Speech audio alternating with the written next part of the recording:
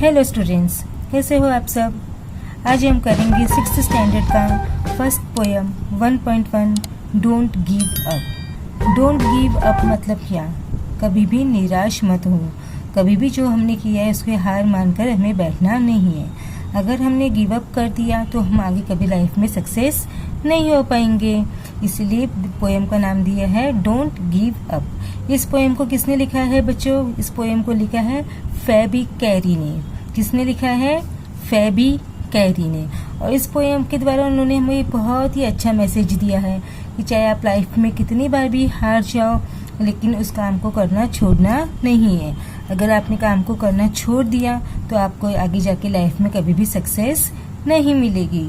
तो हम आज ये पोएम करेंगे डोंट गिव अप।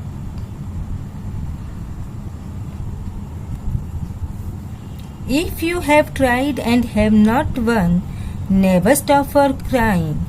अगर तुमने कुछ काम करने की कोशिश की है और तुम उसमें सक्सेस नहीं हुए हो, तुम्हें उसमें जीत नहीं मिली है, तो हमें वहाँ पर बैठ नहीं जाना है, रुक नहीं जाना है। हमें रोने के लिए नहीं बैठ जाना है कि हम हार गए, हम ये काम नहीं कर पाए, अब हम ये काम नहीं करेंगे। हमें वो काम करना है। अगर हार गए तो क्या हुआ, एक दिन हमें सक्सेस भी मिलेगी। All that's great and good is done just by patience trying. जितने भी दुनिया में अच्छे काम हुए हैं, बड़े बड़े काम हुए हैं, अच्छे काम हुए हैं, उन सबको भी पहले हार के सामना करना पड़ा और उन्होंने पेशेंटली वेट किया कि अगर हम काम को कम करते जाएंगे और एक दिन हम उस काम को सक्सेस कर लेंगे, उस काम में हम जीत जाएंगे। अगर वो भी ऐसे काम करते हुए रोने के लिए बैठ जाते हारने के बाद, तो क्या वो इतने बड़े बड़े काम कर पाते थे? नहीं, वो इतने बड़े काम नहीं कर पाते थे, कोई अच्छा काम नहीं कर पाते थे। दो young birds in flying fall still their wings grow stronger and the next time they can keep up a little longer. जब छोटे छोटे बर्ड्स हैं वो उड़ना सीखते हैं, तो जब उड़ते टाइम पे वो कितनी बार गिर जाते हैं, लेकिन गिरने के बाद में वो ऐसे हैं कि वो उड़ना छोड़ देते हैं? नहीं, जब वो गिरते हैं तो उनकी जो विंग्स होती है, उनके जो पंख होते हैं, वो और ज़्यादा मजबूत हो जाते हैं। क्या हो जाते हैं? और ज़्यादा मजबूत हो जाते हैं। And the next time they can keep up a little longer. आज उन्होंने थोड़ा उड़ा, आज वो गिर गए, तो नेक्स्ट टाइम जब और आगे वो ऊपर तक पहुंच गई, यानी कि उनको थोड़ी और सफलता मिली। थोड़ी थोड़ी करके उनको एक दिन पूरा वो उड़ना सीख जाते हैं। Though the sturdy oak has known many a blast that would हर।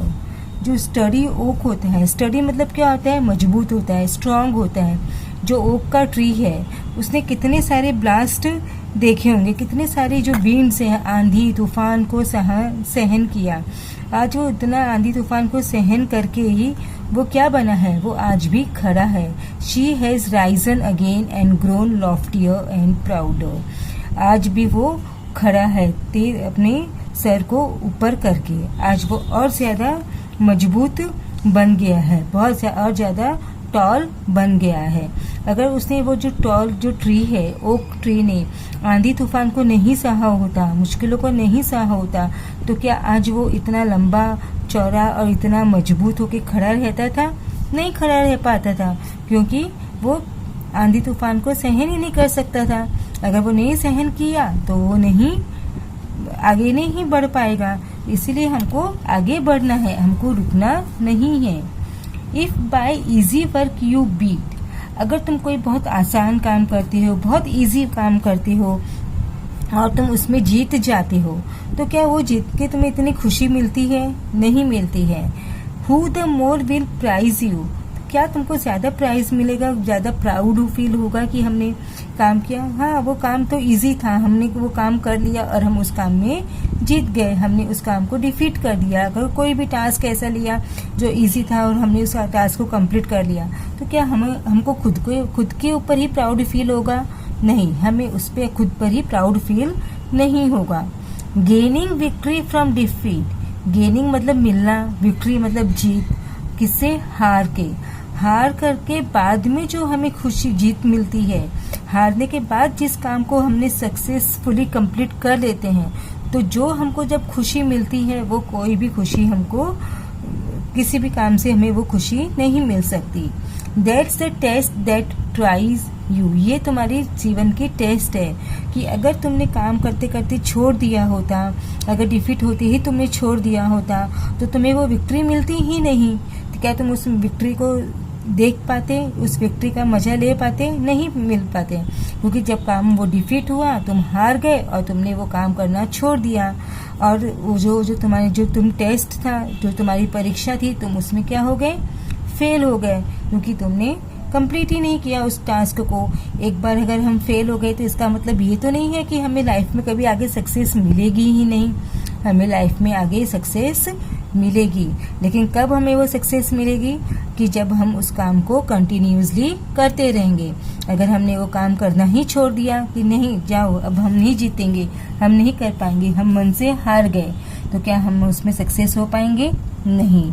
इसीलिए हमको क्या करना है बच्चों? गिव अप नहीं करना है। कभी भी किसी काम को इनकम्प्लीट नहीं छोड़ना है। कभी हमको ये नहीं सोचना है कि हम ये काम नहीं कर पाएंगे, हम ये काम कर पाएंगे। हमें हमेशा क्या रहना है? पॉजिटिव एटीट्यूड के साथ में ही आगे चलना है। तो फेबी कैरी ने हमको ये पोएम में मैसेज दिया है, डोंट गिव अप। कभी भी अपने काम को अधूरा मत छोड़ो, कभी भी हार मत मानो। अगर हार मान लोगे तो लाइफ में कभी भी आपको सक्सेस नहीं मिलेगी। अगर सक्सेस पाना है तो हार का भी हमें सामना करना होगा। देखो जैसे भी यहाँ पर एक साइकिल बच्चा सिखाया है, और वो साइकिल चलाना सीखता है, कितनी बार साइकिल चलाते चलाते गिरा होगा। अगर उसने एक बार ही गिर गया, 2 बार गिर गया, तो और फिर उसने साइकिल चलाना ही छोड़ दिया, तो क्या आगे वो साइकिल चलाना सीख पाएगी?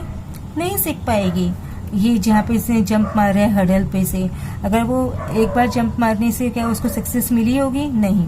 उसने 2 बार 3 बार 4 बार कितनी बार पेशेंटली उसने ट्राई किया होगा, तब जाके उसको यहाँ पर सक्सेस मिली है। यहाँ पे ये जो डांस कर रही है डांसर, उसको भी एक परफेक्ट डांसर बनने के लिए कितनी मेहनत करनी पड़ी होगी, कितनी बार हार का सामना करना पड़ा होगा, लेकिन उसने हार के छोड़ा नहीं, हार के उसने काम किया, इसलिए वो सक्सेस हो गई। तो ये पोएम का मीनिंग हमें क्या देता है कि कभी हमें हार नहीं मानना है। अब यहाँ पे हमें कुछ पोएम्स के मीनिंग भी दिए हैं।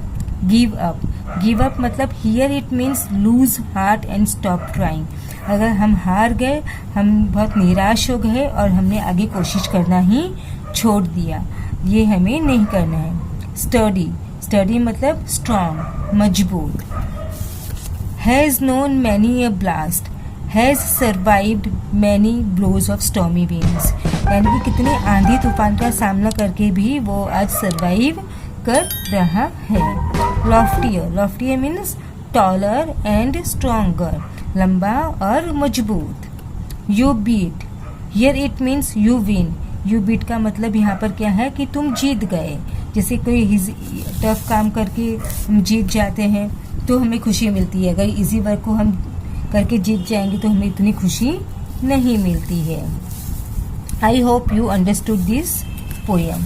अगर आपको ये पोएम अच्छी लगी तो अपने दोस्तों के साथ में भी शेयर कीजिए, और मेरे चैनल को अब तक सब्सक्राइब नहीं किया है तो please subscribe my channel, like share and subscribe my channel. Thank you, keep watching Vandana's tutorial.